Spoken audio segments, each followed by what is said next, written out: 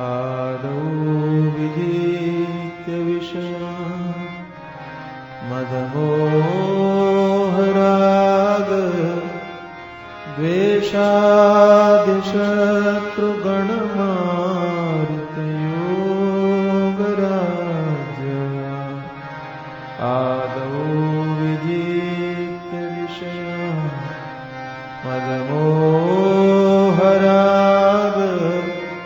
द्वेषादिशत्रुगणमारुतयोगराज्य ज्ञात्वामृतं समनुभूतपरात्मविद्या कान्ता सुखावत गृहे विचरन्ति धन्या ज्ञात्वामृतं समनुभूतपरा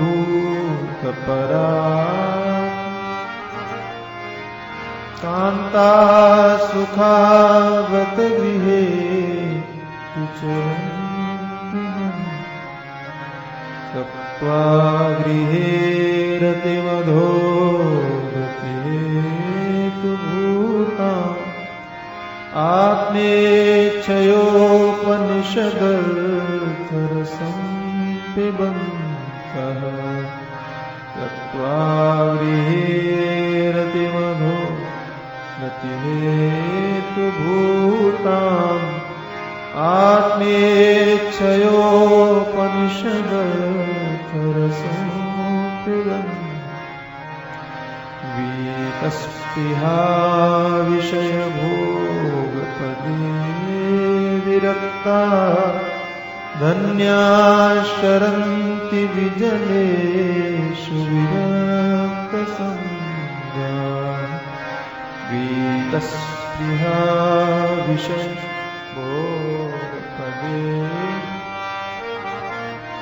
धन्याश्चरन्ति विजनेषु संगादौ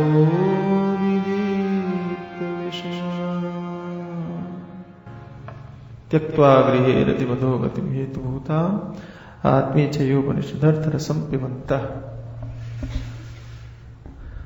कल आप लोग श्रवण कर रहे थे, थोड़ा अंत में विषय से हटे थे हम लोग, लेकिन अच्छा लगा। समय का बहाना नहीं चलेगा। चिंतन, अच्छा सोचने के लिए समय की जरूरत नहीं समझ। विचार करने के लिए मौके की आवश्यकता नहीं। जरूरी है कि अगर आप भोजन बना रहे हैं तो सोचने के लिए भोजन बनाना बंद करना पड़ेगा,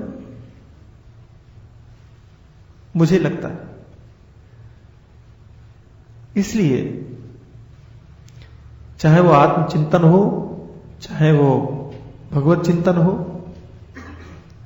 कोई भी हो, आप कभी भी कहीं भी करो, ये मेरा निवेदन है।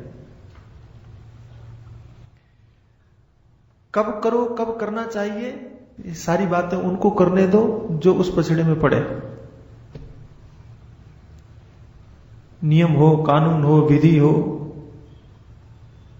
झंझट। मैं कहता हूं करो, कभी भी करो, कहीं भी करो, कैसे भी करो।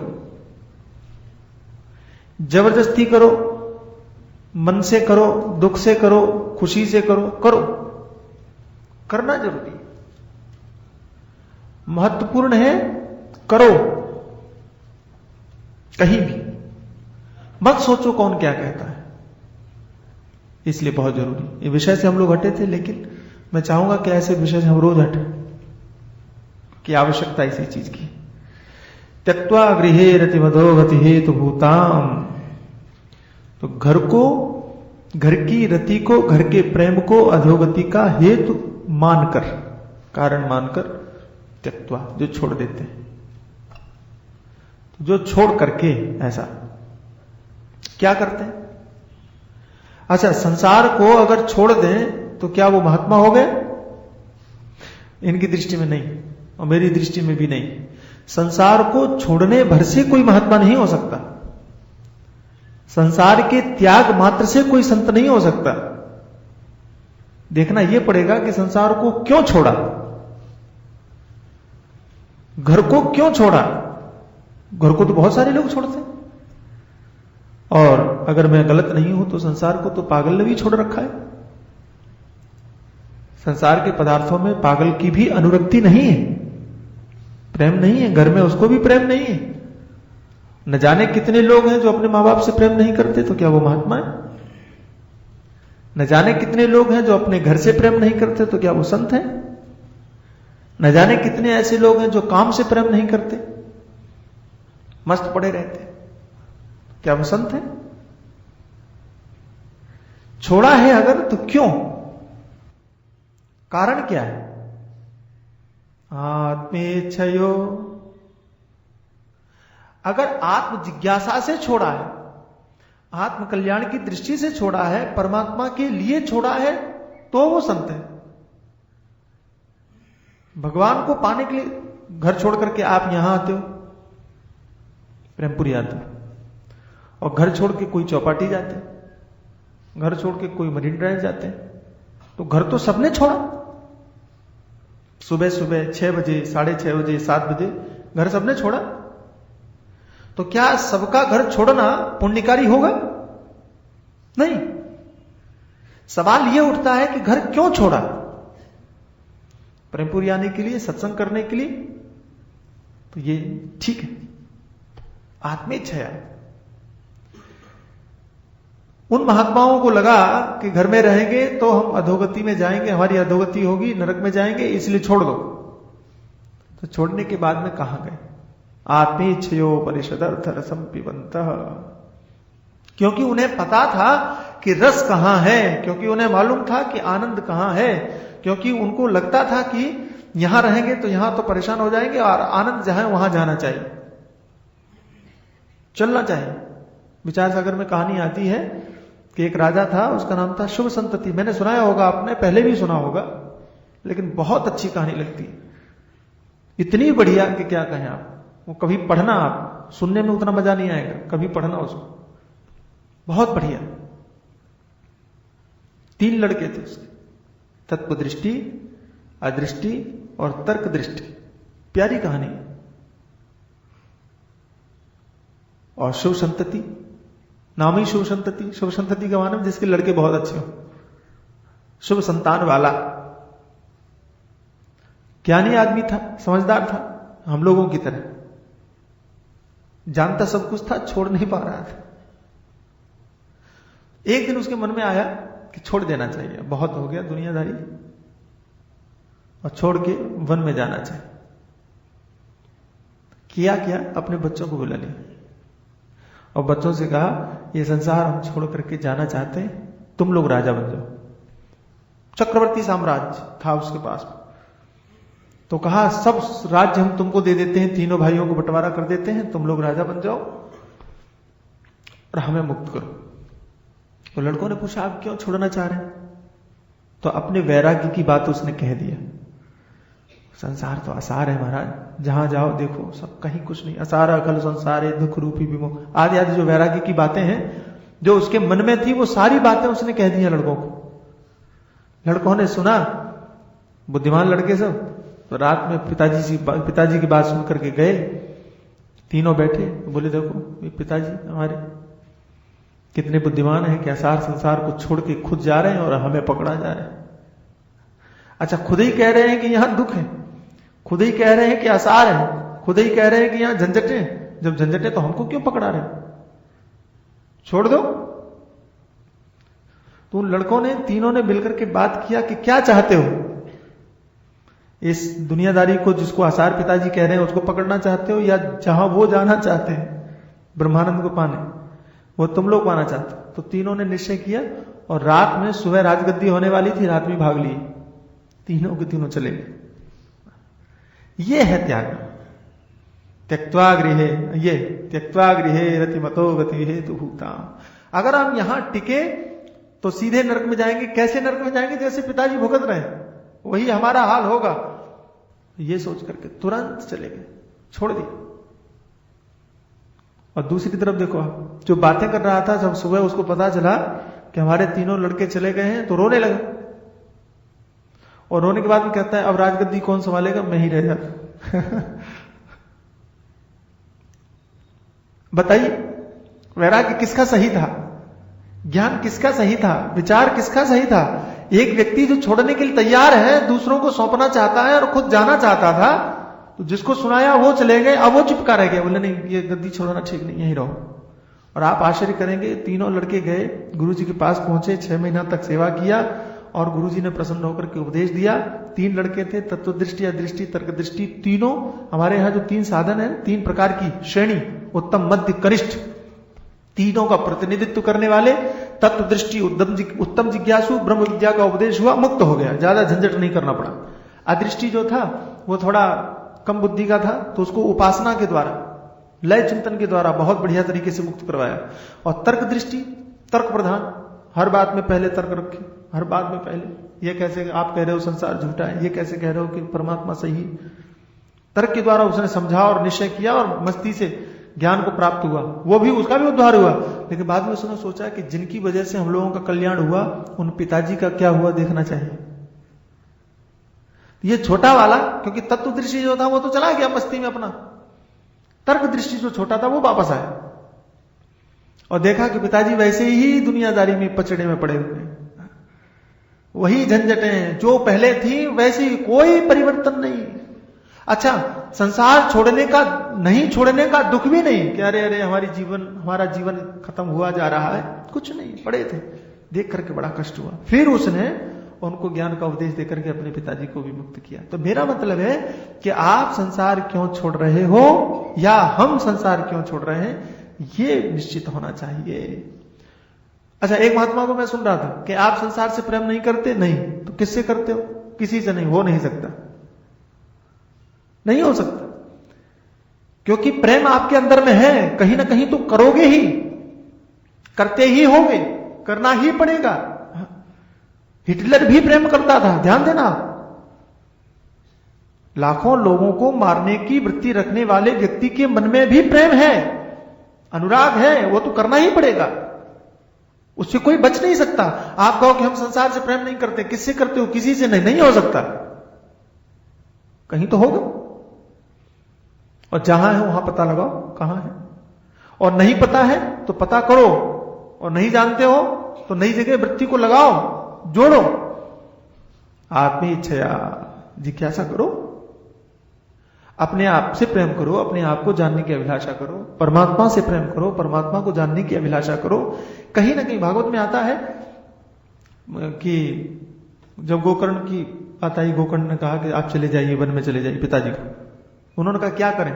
देहे दिमाग रुद्रे विमतिम जत्तम जाया सुतादिशु सदा ममता विमुंच पश्यानिशम जगदिदम क्षणभंग निष्ठम वैराग्य राग रसिको भवभक्ति निष्ठा। ये बात, संसार को छोड़ दीजिए, संसार से त्याग कर दीजिए, फिर भक्ति निष्ठा प्रेम कीजिए। संसार से राग छोड़ दिया तो उसको राग को चिपकाएं कहां? पूज्य महाराज जी कहते थे, अखंडानंद जी महाराज, क्या आप चलते हो ना, चलते समय आप पैर उठाते हो, किस लिए? आगे रखने के लिए, बहुत बढ़िया बात है। पैर आपने उठाया किस लिए? आगे बढ़ने के लिए। आप ऐसा नहीं कर सकते कि दोनों पैरों को उठा लो, ये संभव नहीं है। वो पैर कहीं तो रखना पड़ेगा, कहां रखना है ये तुम्हारे विवेक के ऊपर निर्भर करता है। पैर रखना कहां है, अगर आपको समझ में नहीं आता तो हमसे पूछो कि कहां रखना है। अगर मालूम नहीं पड़ रहा है, दिखाई नहीं पड़ रहा है, जैसे कि देवहूति ने कहा कि हमें नजर नहीं आ रहा, आप बताइए, हमारी आंखें तो खत्म हो गई, अंधे हो गए हम, हमारा कल्याण कैसे होगा, हमारी मुक्ति कैसे होगी, हमें नहीं पता है, आप बताइए। तो उन्होंने बता दिया कि ये पैर यहां रखो, लो पकड़ो। अच्छा, रखने में भी डर रहे हो तो कोई बात नहीं, हाथ पकड़ाओ, हम लेके चलते हैं। लेकिन पैर रखना पड़ेगा आपको, टांग करके नहीं रह सकते, कोई नहीं रह सकता टांग करके, दोनों पैरों को उठा के कोई नहीं रह सकता। पैर उठा है तो रखना पड़ेगा। कई लोग पैर उठाते हैं, जरूर उठाते हैं, लेकिन फिर क्या करते हैं, वहीं रख देते हैं। हम वैसे ही, हम वही करते हैं, हम रोज पैर उठाते हैं, रोज उठा के प्रेमपुरी आते हैं, लेकिन वापस वहीं रख देते हैं, इसलिए कहीं नहीं पहुंचते। मुझे माफ करना, यह हकीकत है कि चलने के लिए पैर उठता जरूर है। कई रोगियों को देखा होगा आपने, कई बीमार लोगों को देखा होगा कि चलने के लिए पैर उठाते हैं लेकिन वहीं रख देते हैं, आगे नहीं बढ़ता। आगे नहीं बढ़ने की वजह से रोज पैर उठे, ये भी उठाते हैं तो इसको यहां रख दिया, फिर ये वाला उठाया तो उसको भी वहां रख दिया। व्यायाम होता है सिर्फ। भागवत में आया है कि अगर आपका पैर आगे नहीं बढ़ा तो केवल श्रम है, श्रम एव ही केवलम, मात्र श्रम, परिश्रम है। हम रोज उठा रहे हैं, मेहनत कर रहे हैं, फल कुछ नहीं मिल रहा, परिणाम कुछ देखने को मिल रहा है। इसलिए जब मैं सुनता हूं तो मुझे आश्चर्य नहीं होता है कि हमने 25 साल सत्संग किया लेकिन कुछ नहीं हुआ। 25 साल जब किया कुछ नहीं हुआ, अगर ये सुनूंगा तो आश्चर्य नहीं होगा। क्यों? क्योंकि उठाया पैर लेकिन वहीं रख दिया। आगे बढ़ो, चराई बेती, कल ये उमा बहन कह रही थी, चराई बेती, चलते रहो, वो जरूरी है। मैं पढ़ रहा था, बहुत अच्छा लगा, वही सुनाया इनको तो इन्होंने हमको कहा, रविन्द्रनाथ टैगोर, बड़ी प्यारी बात कही कि फूलों को चुनने के लिए खड़े मत हो। फूल देखे आपने, तो उन फूलों को तोड़ने के लिए, चुनने के लिए खड़े मत हो, चलते रहो। तुम्हारे रास्ते में हजारों फूल तुम्हें मिलेंगे, तुम्हारी राह में हर जगह तुम्हें फूल मिलेंगे। वहां तोड़ने के लिए रह गए तो वो फूल जो तोड़ोगे ना वो सड़ जाएंगे, उनका कुछ नहीं होगा। लेकिन नहीं तोड़ोगे, चलते रहोगे तो हजारों फूल खुशबू देने वाले तुम्हारे चारों तरफ फूल ही फूल होंगे, तोड़ने की जरूरत ही नहीं पड़ेगी। बात समझ रहे हैं ना? यहां रुकना खतरनाक है, यहां चलना महत्वपूर्ण है। इसलिए चलते रहो, ठहरो मत। लेकिन पैर कहां रखना है और ध्यान से देखना। अच्छा, कई लोग तो बेचारे वहीं रुक जाते हैं, वो भी ठीक है, लेकिन कई विपरीत जो पैर रखते हैं वो खतरनाक है। कई वापस जो पैर रखते हैं उल्टा, यहां से उठाया, बढ़ना था आगे लेकिन डर के मारे पीछे हटा लिया, वो खतरनाक। ऐसे भी लोग हैं, ऐसे लोगों की भी कमी नहीं है जो कदम पीछे करते हैं। हमारा सौभाग्य है, संतों की, भगवान की कृपा है कि हमारा पैर कम से कम वहां तो है, पीछे तो नहीं गए। लेकिन अब आगे बढ़ना चाहिए। आत्मेच्छया, अपने आप को जानने के लिए आगे बढ़ो, परमात्मा को पाने के लिए आगे बढ़ो, उस तत्व को समझने के लिए आगे बढ़ो, अपना कल्याण करने के लिए आगे बढ़ो। सीधी सी बात है कि शरीर, ये पैर उठाया क्यों, ये समझने के लिए आगे बढ़ो। अगर कदम उठाया है तो उसके पीछे कोई ना कोई तो कारण है, बेमतलब तो नहीं उठाया। सोचो, आत्मेच्छया। तो ये जो महात्मा लोग हैं, इन्होंने अपने कदम को आगे बढ़ाया, संसार को छोड़ा, क्योंकि संसार में उनको दुख लगा, आसार लगा, दुनियादारी में लगा कि फंस जाएंगे तो नरक में जाएंगे। इन्होंने कदम को उठाया और आगे बढ़े। कहां गए? तो तद विज्ञानार्थम, उसको जानने के लिए जो उपनिषद तत्व है उनको पढ़ा। आत्मेच्छया, आत्मा को जानने की इच्छा से, आत्मिक जिज्ञासा, जिज्ञासा है ना, जिज्ञासु बोलते, आत्म जिज्ञासा से उपनिषद अर्थ रसम पिबंतः। अच्छा, आत्म तत्व को जानने की अभिलाषा का मतलब क्या है? ज्यादा आप झंझट में मत पड़ना, सीधी सी बात, आनंद को पाने की अभिलाषा। आत्मा क्या है भूल जाओ, आत्मा भी एक नाम है, समझने की जरूरत नहीं है, सीधी परिभाषा है। आनंद को पाने की अभिलाषा, परमानंद को पाने की अभिलाषा। ऐसा आनंद नहीं जो मिले और खत्म हो जाए, ऐसा आनंद जो मिले तो कभी खत्म ना हो, अजस्र धारा बह रही हो, सतत धारा बह रही हो, जहां खत्म होने का नाम ही ना हो, वो आनंद। तो आत्मेच्छया का मैं सीधा सीधा अर्थ करूंगा, आनंद को पाने की अभिलाषा, ब्रह्मानंद को पाने की अभिलाषा। रसो वै सह, जिसको श्रुतियों ने कहा है, उस रस तत्व को पाने की अभिलाषा। या यूं समझिए, आप लोग फुटकर जानते, खुदरा नहीं, एक होलसेल होता है, होलसेल, रिटेल, रिटेल। एक होता है थोक और एक होता है खुदरा। खुदरा व्यापारी है वो, है ना। तो हम लोग अभी आनंद को खुदरे में खरीद रहे हैं, रिटेल में ले रहे हैं, कभी आंख से, कभी वहां से, कभी वहां से। वेदांत कहता है कि आप इसको थोक में लो, होलसेल में लो, इस तरह से लो कि खत्म ही ना हो। अच्छा, सस्ता क्या होता है जानने के बाद में भी हम लोग खुदरे में पड़े हुए। ये जानते हैं कि रिटेल महंगा पड़ता है, फिर भी हम उसी चक्कर में पड़े। न जाने कितनी जिंदगियों की कीमत हमने रिटेल के चक्कर में चुकाई, समझ रहे। न जाने कितने जीवन, न जाने कितने शरीर रिटेल में हमने चुका दिए, हासिल कुछ नहीं हुआ। मौका है यहां, अभी मौका, अवसर है कि हम खुदरेपने को छोड़ें और थोक की दुकान में जाएं। मजे की बात यह है कि थोक की दुकान में बैठे हो जाने की भी जरूरत नहीं। ये परंपरा क्या है? हाँ, ये रिटेल नहीं है, यहां होलसेल। कितना चाहिए बोलो,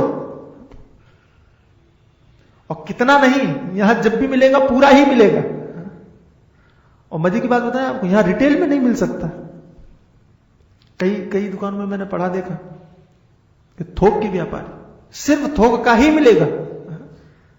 वहां अगर आप चाहो कि भैया 1 रुपए की चाय दे दो, बोले नहीं जी, दूसरी जगह देखो। वेदांत थोक का व्यापारी, यहां आनंद लो। आत्मेच्छया, आनंद की प्राप्ति, उसकी जिज्ञासा, उसको जानने की अभिलाषा।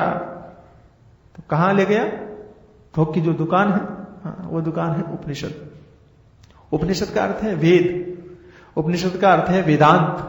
वेदांत नाम उपनिषद, वेदों का जो सार भाग है वो उपनिषद है। और उसका अर्थ, तो वेदों का जो अर्थ है वो, उपनिषदों का जो अर्थ है वो क्या है? रस। रस हो गई सब। आपने सुना होगा, यो वै भूमा तत्सुखम नाल्पे सुखमस्ति। सुख क्या है? यो वै भूमा, जो विशाल है। देखो मैंने कहा ना थोक, जो विशाल है, जो महान है, वही सुख है। ये उपनिषद का अर्थ है। यो वै भूमा, याद कर लीजिए, यो वै भूमा तत्सुखम। जो ब्रह्म है वही सुख है, जो व्यापक है वही सुख है, वही आनंद है, वही परम आनंद है। नाल्पे सुखमस्ति, जो अल्प है ना, जो थोड़ा है, जो कम है, वो सुख नहीं है, वहां सुख नहीं है। सीधी सी बात समझ लीजिए कि जो थोड़ा होगा वो सुख हो ही नहीं सकता, आनंद हो ही नहीं सकता। जो व्यापक है, जो सर्वत्र है, वही सुख है। ऐसे जो उपनिषद के अर्थ हैं, ऐसे जो उपनिषद के उपदेश हैं, और उसका जो रस है, उसको पीता है। हमारे गुरु जी कहते हैं कि जैसे शराबी होता है, वो पीने के बाद मदहोश हो जाता है, होश नहीं रहता, खो देता है सब कुछ। ऐसे ही ये महापुरुष है, पीता है और पीने के बाद मस्त हो जाता है। किसी की फिक्र नहीं, कहीं की फिक्र नहीं, किसी भी दुनिया की फिक्र नहीं, मस्त है। वासो यथा परिकृता मदिरा मदांध, भागवतकार कहते हैं, देवभूति प्रकरण। वासो यथा परिकर मदिरा मदांध। शराब पीने वाले का कपड़ा कहां गिर रहा है उसे होश है नहीं, ख्याल। ऐसे ही जो मस्त महापुरुष हैं, इनकी हालत को देखो। मैं एक बार नागपुर के पास में एक तहसील है छोटी सी, पारड़ सिंगा, नहीं काटोल, सॉरी काटोल तहसील है, और उसके पास में एक गांव है, अभी भी है, पारड़ सिंगा। वहां एक माता जी थी, अद्भुत अवस्था को प्राप्त। आप देखते दंग रह जाते, अद्भुत, सोच से परे, आप कल्पना नहीं कर सकते। हमने अपने गुरुजी से सुना, हमारे गुरुदेव वहां जाया करते थे। बाद में जब मैं आश्रम से निकला तो मेरी बहुत इच्छा, ऐसे लोगों से मिलने का मन रहता ही था। और गुरुजी से इतना सुना था कि जब मैंने आश्रम छोड़ा, आश्रम से निकला, तो मैं सबसे पहले वहां गया। सबसे पहले मतलब एकदम पहले नहीं, लेकिन जैसे ही मौका मिला मैं तुरंत वहां गया, सिर्फ इसलिए कि दर्शन करेंगे। क्या कहें, वासो यथा परिकृत मदिरा मदांध, वो बिल्कुल साक्षात दिखाई पड़ रहा था। किसी ने कपड़ा चढ़ाया, साड़ी चढ़ाई, माता जी थी एक, साड़ी चढ़ाया, हाथ में पकड़ा है, बैठी है, जब उठ के चली तो कहां गिरी, होश नहीं, पता ही नहीं है शरीर पर वस्त्र है या नहीं, कहां होश, कौन सोचे, कौन देखे। मैं क्या कहूं आपको, मैं बता नहीं सकता। शराबी की मस्ती का वर्णन आप कर सकते हो, कैसे करोगे। और यह भी ध्यान रखना कि शराबी भी नहीं कर सकता, क्योंकि शराब की मस्ती का वर्णन करने के लिए होश चाहिए, वो तो होश में ही नहीं है। और जब वर्णन करेगा तो वो वर्णन सत्य नहीं होगा, क्योंकि तब वो नशे में नहीं होगा। मेरी बात समझना, गौर से समझना। इसलिए हमारे शास्त्रकार कहते हैं कि ज्ञान की 7 भूमिकाओं में से जब 5वीं भूमिका तक व्यक्ति रहता है तब उपदेश संभव है, 6ठी भूमिका के बाद में उपदेश संभव नहीं है। ये जो वार्तालाप हो रहा है ना, ये बातचीत तभी तक संभव है जब तक वो 5वीं भूमिका में है। 6ठी में गया तो खत्म, 7वीं में तो सवाल ही नहीं है। तो नशे का वर्णन होगा कैसे, कौन करेगा। वही वाली बात रामचरितमानस में आता है कि भगवान श्री राम पुष्प वाटिका में पुष्प तोड़ने के लिए गए, क्या बात।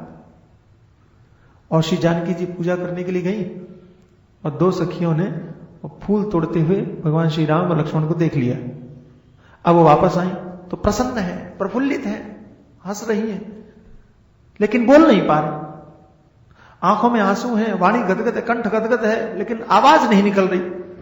श्री जानकी जी ने पूछा कि क्या हुआ, बोल नहीं पा रही, हुआ क्या, बोलो तो कहा कि 2 राजकुमार आए। तो इसमें इतने पागल होने की क्या बात, बहुत राजकुमार। बोले नहीं, वो बहुत सुंदर है, बहुत ही सुंदर है। कितने सुंदर है, बोले बोल नहीं पाएंगे, क्यों, बहुत बढ़िया वहां अर्थ किया, कहा कि जिन आंखों ने देखा है ना उनको वाणी नहीं है, जिन नेत्रों ने देखा है उनको वाणी नहीं है, गिरा नयन, और जिसको वाणी है बोल सकता है जो, उसको आंखें नहीं है। गिरा अनयन, नयन बिनु वाणी, वाणी को आंखें नहीं है कि वो बोल सके, देख करके बोल सके, और जो आंखें देख रही हैं उनको वाणी नहीं है, कैसे कहें। तो आंखें रूप समझ सकती हैं लेकिन बोल नहीं सकती, और वाणी बोल सकती है लेकिन देख नहीं सकती। अच्छा, जैसे कई लोग कहते हैं कि अंग्रेजी की अगर कोई चीज पढ़नी है आपको तो अंग्रेजी ही में पढ़ना चाहिए, अनुवाद में वो मजा नहीं होता। यहां तो अनुवाद हो रहा है ना, आंख की देखी हुई चीज का वाणी अनुवाद कर रही है, अनुवाद में वो मजा कहां होगा। थोड़ी देर के लिए समझिए, पेट मेरा भरा है, अनुवाद आप कर रहे हैं, कैसे करोगे। तृप्ति मुझे हुई है, अनुवाद आप कैसे करोगे। और आप जो कहोगे उसमें रस नहीं होगा, सिर्फ अनुवाद होगा। मेरे पेट भरने की अनुभूति का आप अगर अनुवाद करोगे तो उसमें मात्र शब्द होंगे, रस नहीं होगा। मेरी बात समझ रहे हैं ना। आंख ने देखा, वाणी अनुवाद कर रही है। महापुरुष की मस्ती का अनुभव कैसे करोगे। अच्छा, वो माता जी के पास हम गए तो अपनी मस्ती का अनुवाद तो वो भी नहीं कर सकती, व्याख्यान वो भी नहीं कर सकती, क्योंकि करने के लिए बाहर आना चाहिए, और जिस समय बाहर आएंगे उस समय वो मस्ती नहीं रहेगी। कैसे कहूं, नींद की गहरी अवस्था का अनुवाद करो। नींद की गहरी अवस्था में आपने आनंद जो लिया उसको बोलो, नहीं बोल सकते, क्योंकि वो अनुवाद होगा। जिस समय तुम अनुभव कर रहे थे उस समय बोल नहीं सकते थे, क्योंकि सो रहे थे, और जब बोलने के लिए आए तब नींद खत्म हो चुकी थी। आत्मेच्छया उपनिषद रसम पिबंतः, पी रहे हैं। अच्छा, ये पीने वाले शब्द का इन्होंने बहुत प्रयोग किया कई जगह, भागवत में भी, पिबत भागवतम रसमालयम, पियो। ये जल्दी असर करता है, हमारे गुरुजी कहते हैं इंजेक्शन है, ये फटाफट असर करता है, खून में मिलता है। ये ज्ञानामृत है, ज्ञात्वामृतम, ये अमृत है, पीना ही चाहिए। अच्छा, खाने में टाइम लगता है, इसलिए मैं कहता हूं कि यहां टाइम की जरूरत ही नहीं, रस तैयार है, उठाओ, पीने की जरूरत है, सिर्फ पान करने की जरूरत है। कई लोग कहते हैं रस बनाने की भी जरूरत है। ताकत चाहिए। मैं कल पढ़ रहा था, मेहनत तो करनी पड़ेगी, ये तो मैं पहले ही कह चुका हूं, साधन परिश्रम तो करना पड़ेगा। राजस्थान की एक बात बता रहे थे काशीकांत जी, मैं पढ़ रहा था, मुझे बहुत अच्छा लगा। उन्होंने कहा कि राजस्थान में एक परिवार था बड़ा ताकतवर, बहुत ताकतवर, पहलवान, पूरा परिवार, और एक दूसरे देश का या दूसरे राज्य का नामी पहलवान, जब उसने सुना कि वहां पहलवान का घर है तो उसने कहा जाना चाहिए, उनसे लड़ना चाहिए, अपना नाम हो जाएगा। तो गया, कहने लगे हम तुमसे लड़ने के लिए आए। घर वालों ने कहा ठीक है लड़ लेना, लेकिन आज रुको, थोड़ा रुको, मेहमानबाजी करो, कल लड़ लेना। ठीक है, भोजन करने के लिए बैठे। तो भोजन में क्या आया? चटनी आई, और तेल में मिला के खाना चाहिए उस चटनी को, ऐसा उनके यहां कुछ नियम था। तो तिल आ गए, तिल, तल, वो रख दिए, और चटनी रख दी, और रोटी रख दी। तो पहलवान ने पूछी ये तल ये किस लिए? तो कहा ये जो चटनी है ना, इसमें ताजे तेल को मिला करके अगर खाओगे तो बड़ा अच्छा लगेगा, इसलिए तल रखे। नहीं सुन रहे? तल से तेल निकालो और खाओ। बोले तेल कैसे निकलेगा इसमें से? तो उन लोगों ने मुट्ठी में लिया, ऐसे मसला के तेल निकाल दिया। तल में तो तेल होता ही है ना, निकाल दिया, चटनी में डाला, मिलाया और खाया। अब ये पहलवान, इसने अपने हाथ में लिया, लेकिन वो कुछ नहीं हुआ। तिल टूट तो रहे, क्योंकि ताकतवर तो ये भी था, तिल टूट रहे लेकिन तेल नहीं निकल रहा। बोले हमको तो निकल ही नहीं रहा। तो उन्होंने उसका हाथ पकड़ा, हाथ पकड़ के ऐसे मसला कि तेल तो निकला ही, उसका खून भी निकल गया। तो ये समझ गया कि ये तो अगर इनके साथ में लड़ा तो हमारी चटनी बना देंगे। भाग गया वापस लड़ने की जगह। मतलब क्या हुआ? मतलब ये हुआ कि यही है ब्रह्म, लेकिन रगड़ने की जरूरत है, घर्षण करने की जरूरत है। तेल तो तभी निकलेगा, परिश्रम करना पड़ेगा, मेहनत करनी पड़ेगी। लेकिन अगर निकल गया तो पिबंत, बस पीना है और कुछ नहीं करना। तो ऐसे जो महापुरुष हैं, त्यक्त्वा गृहे रति मदो गति हेतु भूताम महात्मे चयोपनिषदर्थ रसम पिबंत, घर को छोड़ने के बाद आनंद तत्व की अनुभूति कर रहे हैं। इनका घर छोड़ना सार्थक है। ध्यान देना आप, इनका घर छोड़ना सार्थक है। इन्होंने घर छोड़ा तो किस लिए? उस आनंद के रस को पीने के लिए। उन्होंने उस आनंद के रस को पिया, इसलिए कैसे है ये? धन्य है, इसलिए ये महान है। सिर्फ घर छोड़ने की वजह से ये महान नहीं है, सिर्फ घर छोड़ने के कारण ये महान नहीं है। तो घर छोड़ने के बाद जिसको पाना चाहिए तो वो इन्होंने पाया, उसको पिया, उसमें मस्ती किया, इसलिए धन्य। और कैसे होते हैं? गाइए। वीतस्पृहा विषय भोग पदे विरक्ता धन्या शरन्ति विजलेषु विरक्त संगा।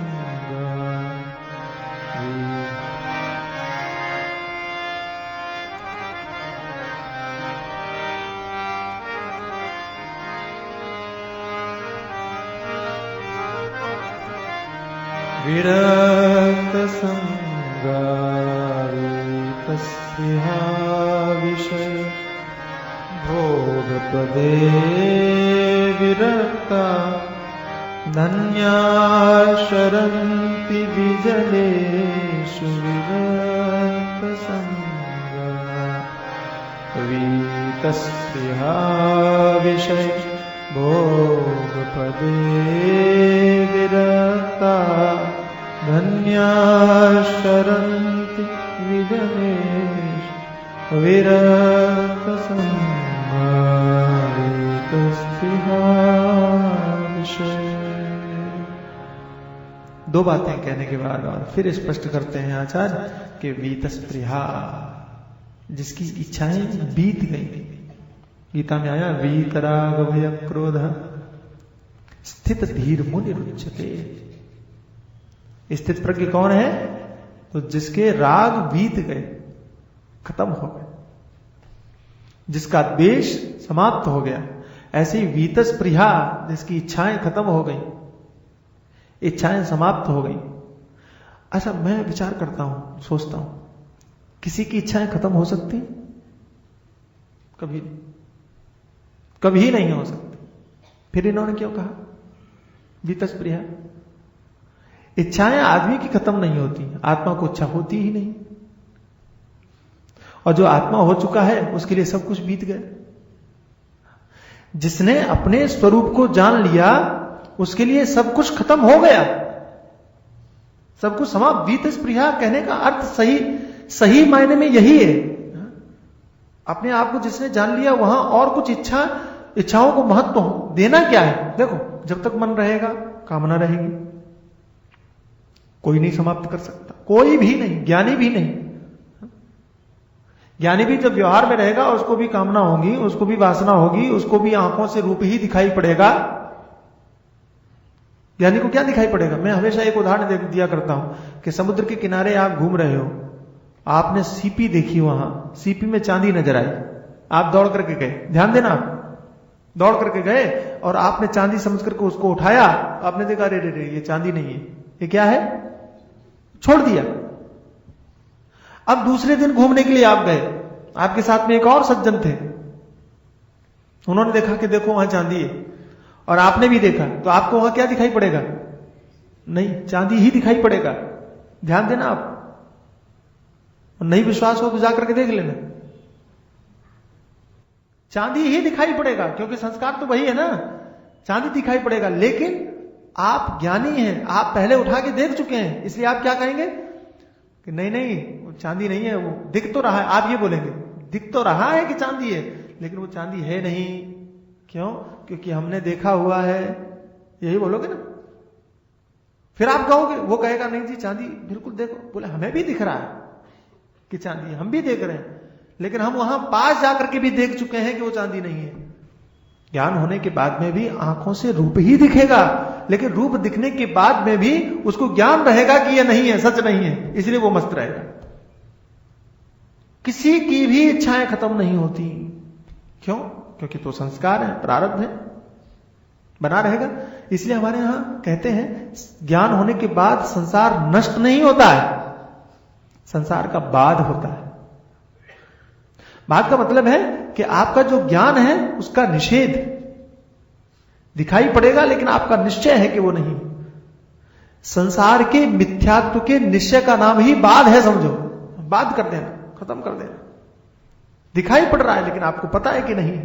जैसे जादूगर की बनाई हुई चीजें, उसमें उन वस्तुओं को आप जानते हैं लेकिन उनकी सत्यता के विषय में आपको बोध है। अच्छा, जादूगर की बनाई हुई चीजें क्या दिखाई नहीं पड़ती?